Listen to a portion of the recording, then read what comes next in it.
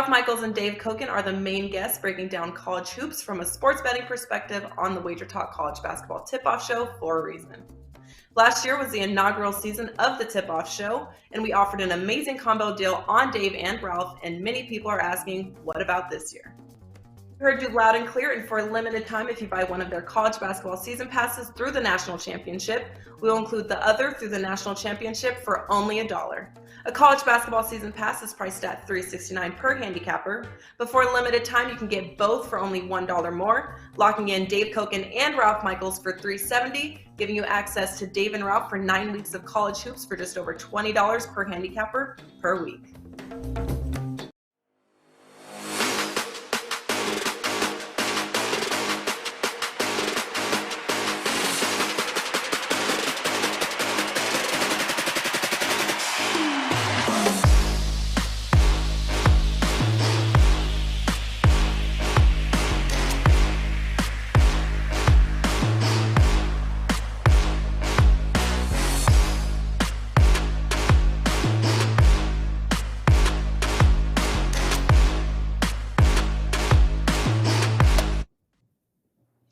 Hey guys, welcome in on a very happy Thursday to you here, February the 3rd, 2022. Great college basketball slate on tap here tonight. We're going to head out west and talk about a few of these games that are going to take place a little bit later today. We're going to do it with three of the finest as we welcome in on this Thursday. Ralph Michaels leading us off at the top there. Steve Merrill, 2 R's and 1 L. And, you know, William and Mary's got to be playing because I know that's the shirt he's wearing. And yeah, I knew it. And Dave Koken in the house joining us here. And talk to me, Ralph. What's going on here, my man? We saw the spot just before we started here. You and Dave got a little something going on, 2 for 1 here, plus $1. The lovely Ruby said it the best. You go to my homepage or Dave's homepage, get the rest of college basketball for both of us for just $370, just over $20 a week. I do have a strong 5-play card in college basketball tonight, so check it out, but take advantage of that special. And while this is basketball, I do want to mention, if you head to my homepage, download the Super Bowl guide, the Wager Talk Super Bowl guide, absolutely free. You're going to find some interesting trends from the last 12 years of props and some scoring situations that are going to surprise you. Love it. All right, good stuff there. Yeah, it's a good time of year here. It's a great card tonight as well there, Steve Merrill. What do you got locked and loaded for us here? NBA best bet tonight. We're going to go over some college hoops here on the show. I'll have a free college play at the end of this. I do have an NBA best bet tonight on Thursday. Also, a strong 5% Super Bowl 56 play is loaded nice and early, so you can take advantage of that. And don't forget, right now, if you sign up for a 1-year package, you're getting basically 2 more weeks for free. It goes from this Super Bowl to next Super Bowl, and you get all the time from now until the next couple Sundays for free as well. So every day you get on board now is an extra day of free plays and best bets. So start off right now. And by the way, extra $800 discount on that annual package, plus the additional 2 free weeks. Steve Merrill, WagerTalk.com. Good stuff there. And Dave, a little reprieve from NHL here for a couple days, All-Star Weekend. You'll be back next week there, I am sure. But what do you got on tap for us here tonight? Yeah, good first half in the NHL, so that continues to be a real good sport for me. A quick note, by the way, on that special offer. I think this is the way it works. If you go to my page, you're basically paying me $369 for my plays, and Ralph gets $1. Oh, so, okay. So make sure and sign up on my page instead of Ralph's. Okay. Listen, that's good information. Ralph didn't mention that, Dave. I'm shocked. College basketball, I got to relate some college hoops from last night. I went 3-1, and best bet on UMBC was a winner. Binghamton, good-sized dog, won a blowout outright. Dayton, underdog at VCU, win by 30. So that's 3 winners. The loser, and all you can do is laugh about this shit, okay? I mean, it's because if you let it get to you, it's just counterproductive. The other play was Navy. They're up 17 with 5 minutes to go. They're still up 15. They're up 15 points with less than 3 minutes to play in the game. They lost the game outright. They got outscored 20-2. at the end of the game. So, I mean, Dave? it looked like a cinch 4-0, and it ends up being 3-1. But that's sports betting. Weird things are going to happen sometimes, and let it happen on the nights where I won the other 3 games, because that way you can say, all right, well, it's just one of those things. I watched the end of the game, and it was just unbelievable how bad Navy was at the end of that game. And it's the second time. It's the second time in 2 weeks they've blown a big lead, because they blew a big lead. I don't have the exact numbers. They blew a big lead in the Army game. Ended up losing that as well. So Navy at the end of the game might have some issues. 20-2 is a big issue. I've got to add one more instance to that. Dave, how about this? Last night I had an NBA 5% total, under in regulation, lose in overtime. Last week I had a 5% college basketball total, under in regulation, lose in overtime. So you want to talk about pulling out your hair. And all kidding aside, I do want to give a shout out to Steve Merrill. The 4 of us were on the show Tuesday. Steve had his first 5% this year. It set a record at Wager Talk for most customers buying a $2 play. It won easily, so congrats, Steve. Yep, well done. Absolutely well done. You got to love those rocking chair winners. That's exactly what it was for $2. And now we're going to see if we can't keep it rolling here, guys, with a couple of big matchups tonight out west. And we're going to start with maybe the biggest, as UCLA get ready to take on Arizona here tonight. And looks like a opening right around 6 for Arizona in a lot of spots. The opening total, 146. And the interesting part is we're going to have a little revenge here. Don't often circle games in the Pac-12, Ralph, but boy, this is a game that is going to be interesting, certainly seeing how Arizona came away barely beating Arizona State over the weekend. What did they do against UCLA tonight in a revenge spot? Well, revenge is going to be the key word, and people are going to throw it around. And we're going to talk revenge in UCLA, Arizona, and in Oregon at Colorado a little later. 2 different situations, and I went to the database. Since 2016, if a team in the first game of 2 games in a season lost as an away favorite like Arizona did, and they are now a single-digit home favorite, they have covered 52%, but note that number. It's 157 and 137. It's not a wow number that you can say, because in reality, you would say Arizona has value. You were a 3-point favorite at UCLA, and now you're only laying 6 or 6.5 at home, when a home court difference is probably an 8-point swing. So yes, you think Arizona has value. 2 more points. UCLA shot 50% in that first game. It's unlikely they do that on the road, because they've shot 41% there. Arizona shot 32% in that road loss. Chris and Terry, 2 freshmen playing a huge road game before a crazed Pauley Pavilion crowd, shot 0 for 17. Chris, their point guard, was 0 for 12. Terry was 0 for 5. You know that's not going to happen again. But you look at Arizona, they shot 30.7% against UCLA, and then they shot 32% against Arizona. And you look at turnovers. In the last 6 games, UCLA has averaged under 10 turnovers a game. And you look at Arizona, who is 9th on offense with a young point guard. They turned the ball over 21 times against Washington, 16 against Colorado, 16 against Oregon, 14 against Stanford, and then 14 against UCLA. Hell, they even had 12 turnovers against Arizona State at home. So that does concern me, where I can't back Arizona. I'm going to give a slight lean to the under. Again, Arizona's proven they're going to turn the ball over. UCLA has not turned the ball over on offense. Very good on defense. In fact, 2 of their last 4 games, they've had 20-plus turnovers on the defensive side of the ball. I will lean under.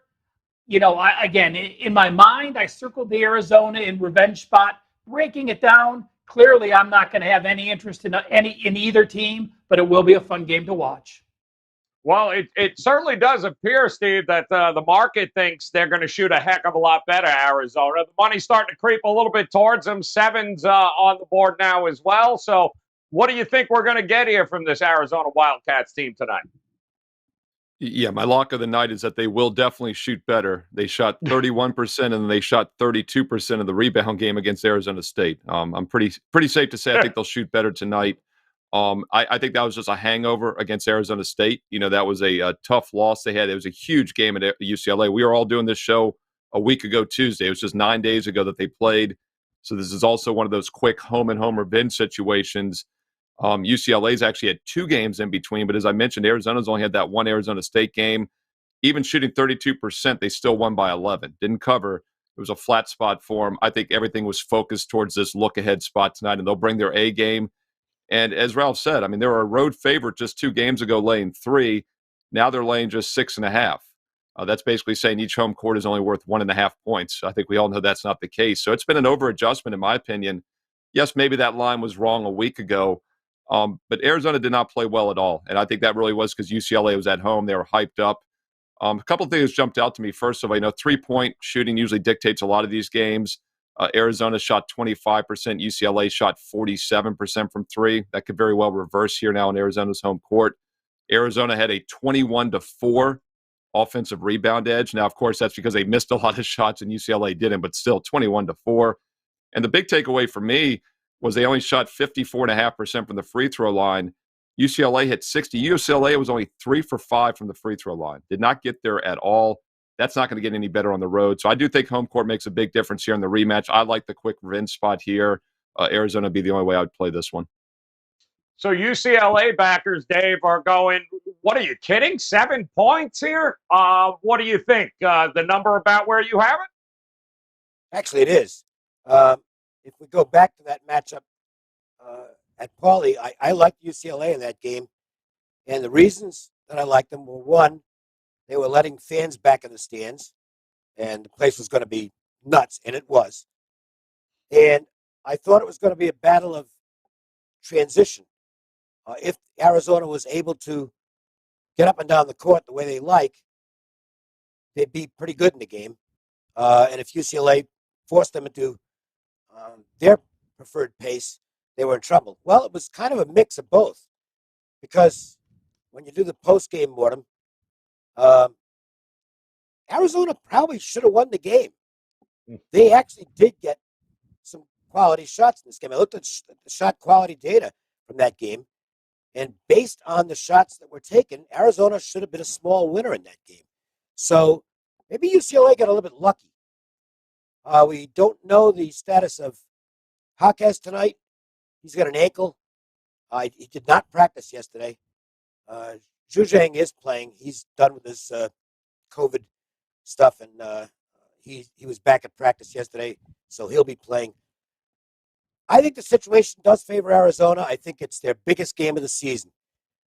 I mentioned this earlier on Wager Talk today. Arizona is going to be in the NCAA tournament.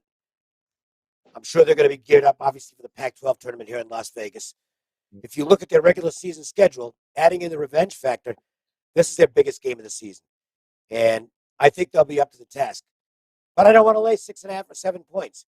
So it's a lean on Arizona, but it is not going to make my card. It's going to be my best bet here on the show because it's probably the next game on the list for me. But so we'll call it Arizona, but not for real money. All right, this is maybe a little foreshadowing, too. Get a preview of what we might see once again in another couple of weeks here, come tournament time here, guys. But in the meantime, we'll head out to the Mountain West with another big battle here tonight. Another revenge kind of spot here as Boise State's traveling to Laramie here tonight with Wyoming.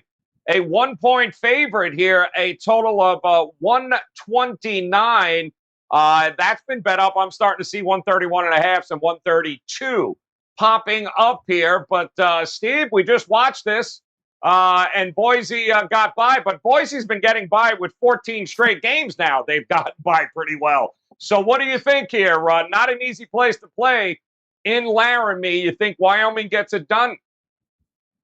Well, I mean, one thing, Boise won't be as affected by the altitude like a lot of teams are. And that's one of the reasons Wyoming normally has a strong home court is because they play the lower altitude team. So I think that's not a factor here.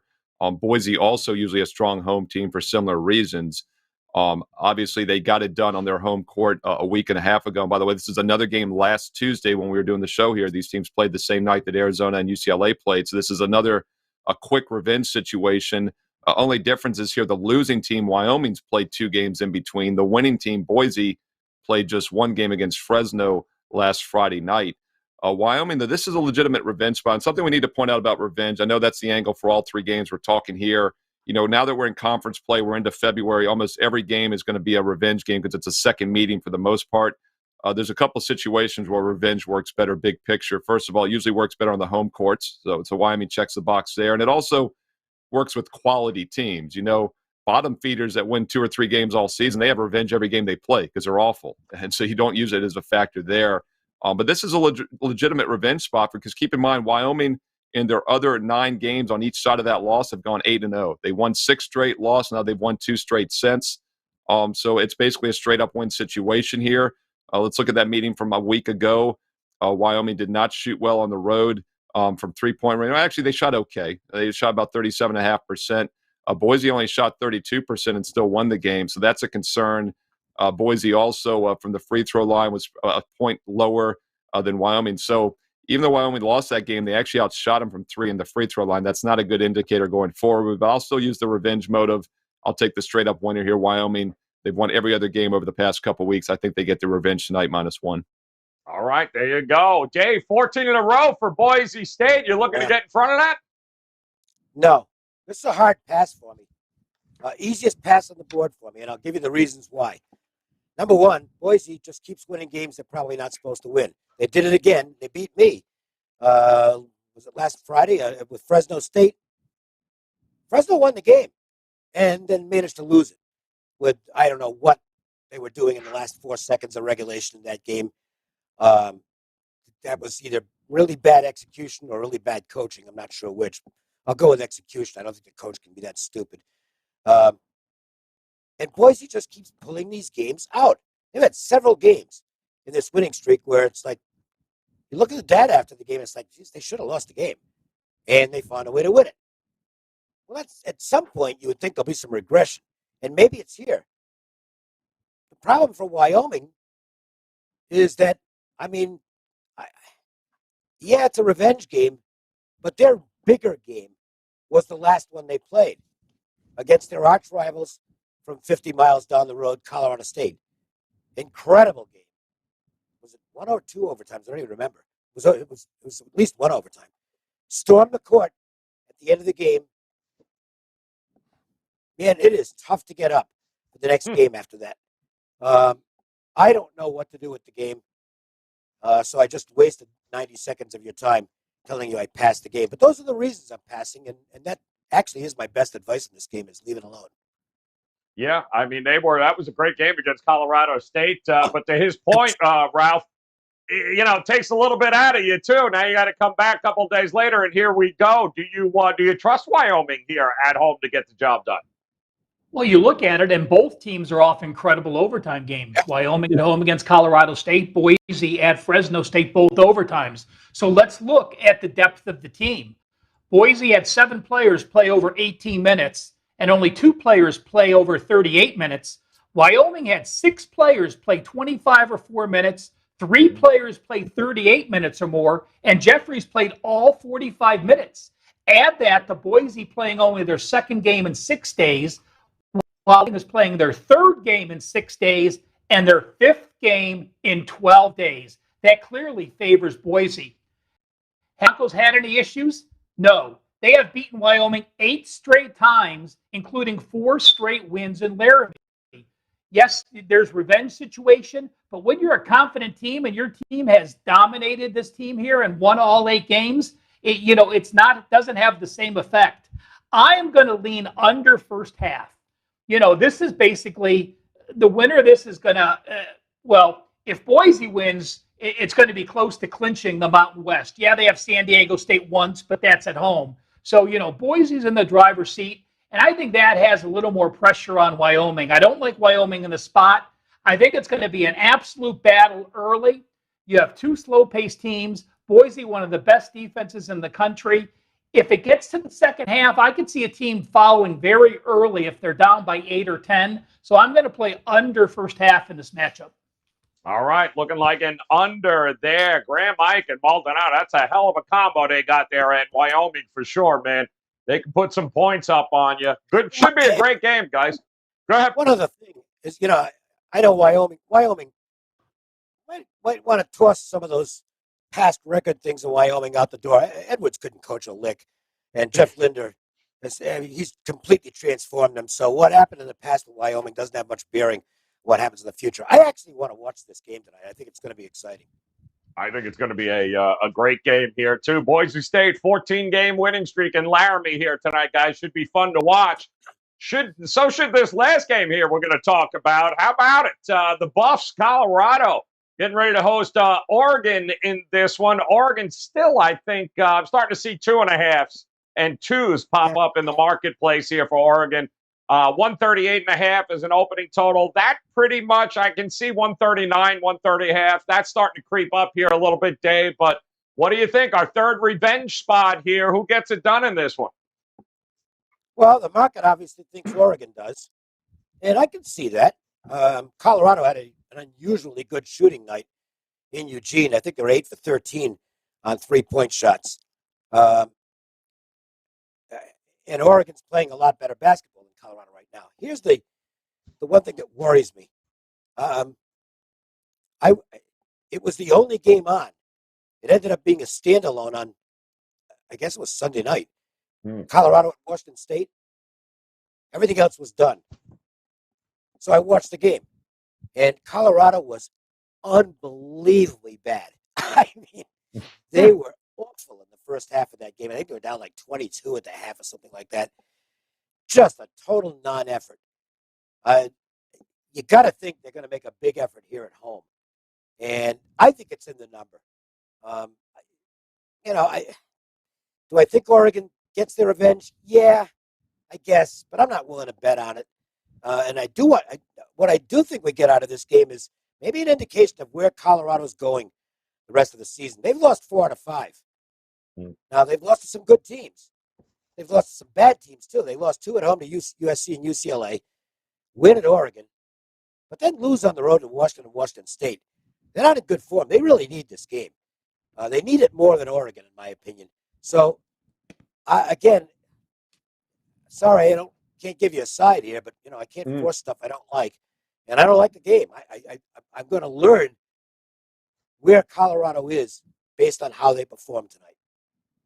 Yeah, it feels like two teams in two totally different directions here, Ralph. But certainly Colorado's got to, Coach Boyle's got to get this turned around here if we're going to be talking about any appearance in March Madness. But Dana Altman, these are the kinds of games this time of year he wins, isn't it? Well, Tad Boyle will not be on the bench. He has COVID. So, yep.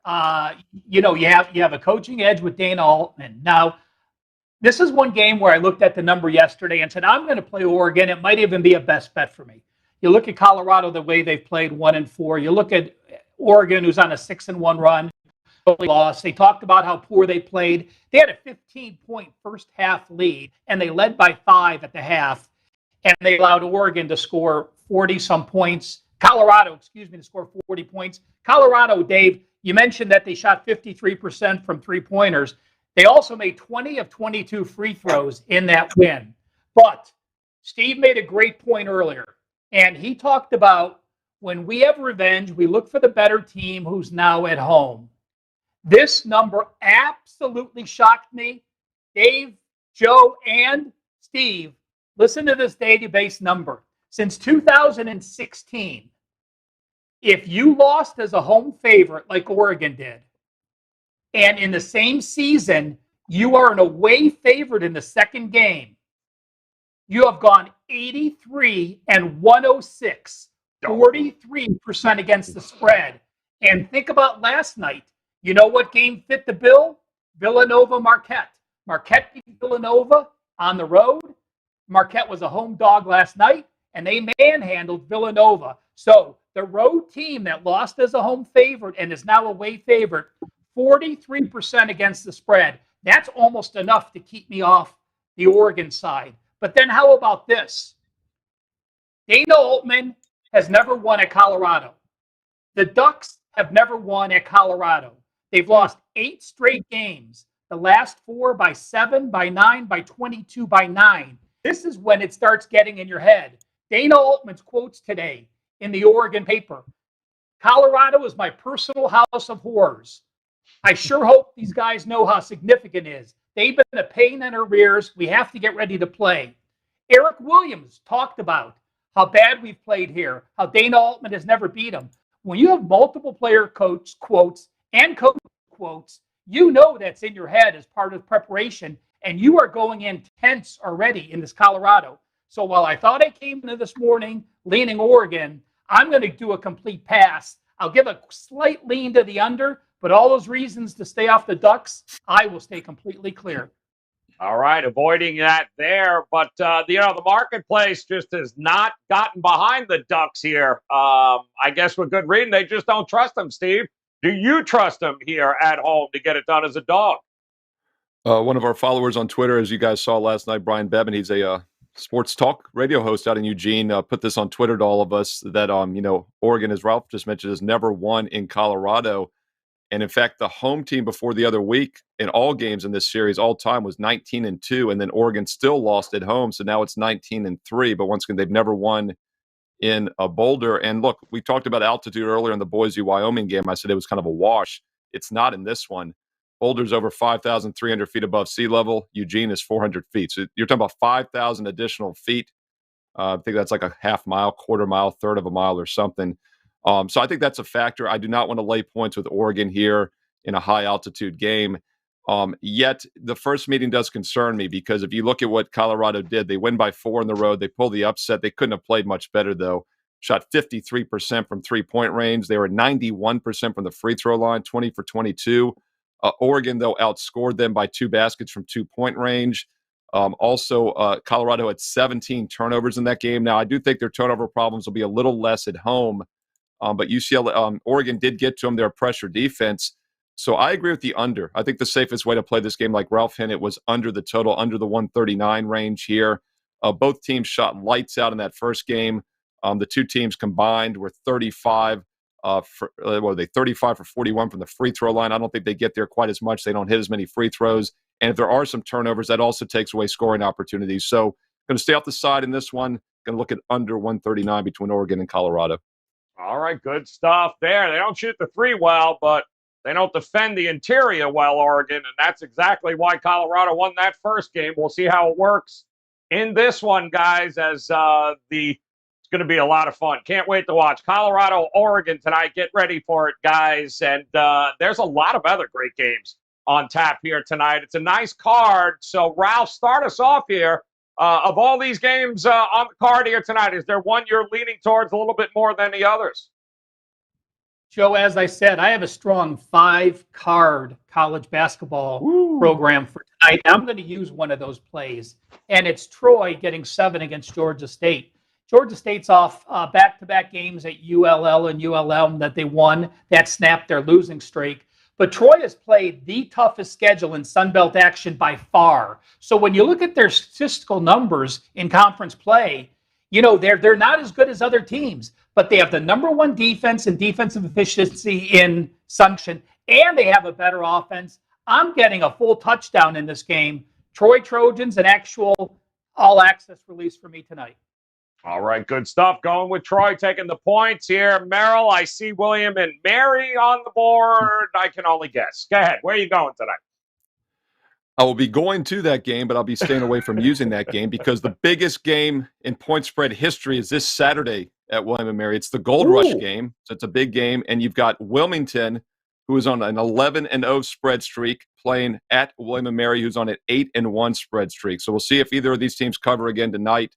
The 2 hottest point spread teams in the country play this Saturday in just a couple days. So that's must-see TV if you can find that Russian streaming website that'll have the game on for you. Let's look at a bigger game, though, for the free play tonight on Thursday. And one of the biggest games of the season, part 2. Just 9 days ago, Arizona lost at UCLA as a 3-point road favorite. Now they're just a 6.5-point home favorite in the rematch. Maybe that line was off last week. I guess it was. But Only a 3.5-point adjustment from home court to home court, and with the revenge, I'll take the value now with Arizona. I still think they're the better team overall. They played pretty poorly in that last game. They were still in it. It was a natural flat spot against Arizona State in the last game out, so I disregard that 11-point nonchalant win. Arizona brings their A game tonight. Meanwhile, UCLA off of 6 straight wins, 4 straight covers, a little bit of a flat spot here. After 3 straight home games, I look for them to regress on the road. I look for Arizona to play much better. And keep in mind in that earlier meeting, even though Arizona lost, UCLA couldn't have played much better. As I mentioned, they only got to the free throw line, though, 5 times. Arizona had a 21-4 offensive rebounding edge. So there's a lot of things that could have gone better for the Wildcats. I think that works tonight. I like Arizona minus the 6.5. That goes at 8 o'clock Eastern Thursday evening. Yep, big matchup there. Dave, safe to say you're leaning that way as well? Yeah, I only played 2 games tonight. They're both road dogs. One's a best bet. The other's a free play. I did have a third game, but that got postponed because of rain or snow, whatever the weather conditions are in the Midwest. I guess it's a mess. We don't know about that here in Las Vegas. It's the same. I mean, if it gets windy once in a while, and that's about the worst it gets out here. So you can get those games on my homepage and take advantage of the special with Ralph and myself. I mean, if you're doing that, you get 7 plays tonight. The 2 I've got, and then Ralph with 5. Who knows? You might pay for the whole package tonight.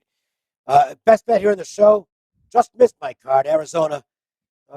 Many of the same reasons Steve outlined and I talked about earlier. And again, watch to see if Hawkes is in the lineup for UCLA. He's an integral part of their roster, no question about that.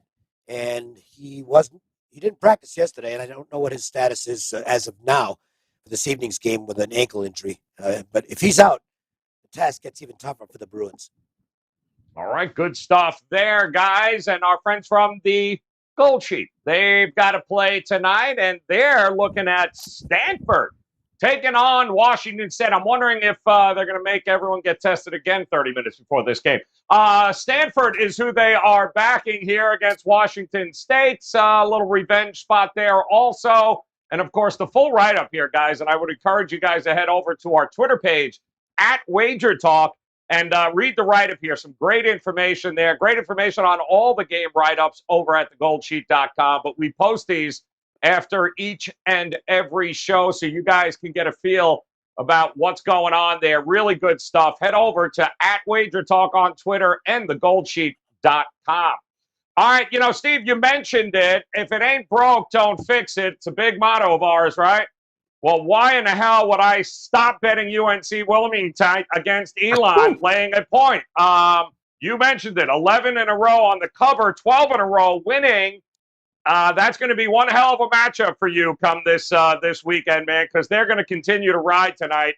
I'm absolutely taking UNC Wilmington over Elon here, guys. And to recap it once again for you, check it out as Ralph Michaels says, hey, give me the 7. Troy tonight. Steve and Dave both leaning towards Arizona in this one. UCLA lay the 6.5.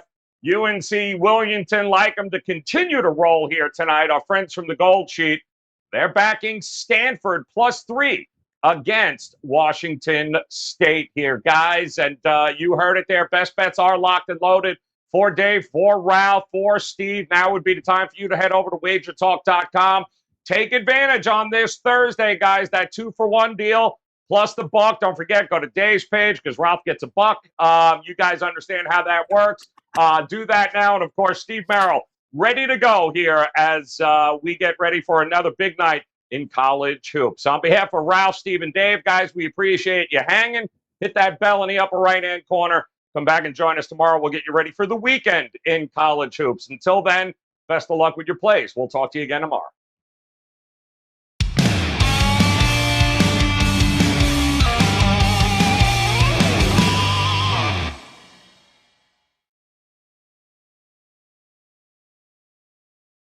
Lock in all sports, all plays, all 5% best bets from now until Super Bowl 57 on February 12, 2023 from your favorite WagerTalk handicapper for only $1,199 versus a regular price of $1,999 for one total savings of $800.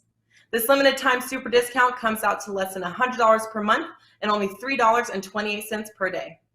As an added bonus, your all access starts immediately, so the sooner you buy before Super Bowl 56, the more additional days you will get for free. Just go to WagerTalk.com, choose your favorite handicapper to lock in, and don't forget there is no limit to the amount of handicappers you can redeem our Super Bowl to Super Bowl offer on.